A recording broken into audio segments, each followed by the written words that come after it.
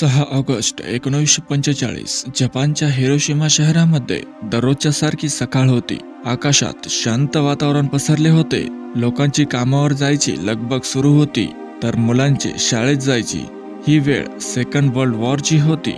काही दिवसापूर्वी जपानने अमेरिकेच्या पर्ल हार्बर बेटावर हल्ला करून अमेरिकेचे मोठे नुकसान केले होते। त्याचेच प्रत्युत्तर म्हणून अमेरिका वर्ल्ड वॉर मध्ये उतरला। अमेरिकेने जपान विरोधात अनेक हल्ले केले, पण जपानी सेना युद्ध साधनांची कमी असताना अमेरिकेच्या हल्ल्याचे उत्तर देत होती। जपानला धडा शिकवण्यासाठी अमेरिकेने हिरोशिमावर एक बॉम्ब टाकला, ज्यात हिरोशिमा शहर जवळजवळ नष्ट झाले। हिरोशिमा शहराच्या आकाशावर एक अमेरिकी फायटर प्लेन उडत होते। सेकंड वर्ल्ड वॉरची वेळ असल्यामुळे या विमानाकडे कोणी फारसे लक्ष दिले नाही। जपानी सेनाच्या रडारवर हे विमान दिसत होते। जपानी सेना या विमानावर हल्ला करण्यासाठी त्यांचे फायटर प्लेन पाठवू शकत होती, पण 1945 येता येता जपानची परिस्थिती अतिशय बिकट झाली होती। त्यांच्याकडे मर्यादित इंधनाचे साठे उपलब्ध होते, त्यामुळे त्यांनी त्या अमेरिकी फायटर प्लेनचा पिछा करण्यासाठी त्यांचे विमान पाठवले नाही।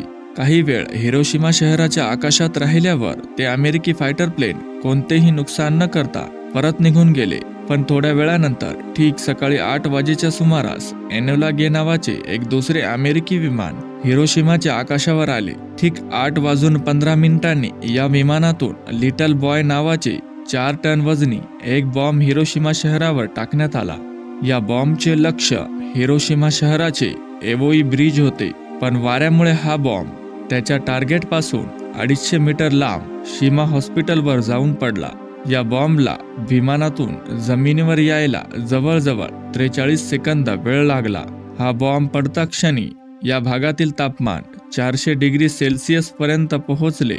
हा बॉम्ब पडल्यानंतर इतक्या मोठ्या प्रमाणात प्रकाश पसरला की जणू सूर्यच धर्तीवर प्रकट झाला। काही सेकंदातच हिरोशिमा शहरातील असंख्य इमारती जमीनदोस्त झाल्या। हजारो लोक जागीच मृत झाले।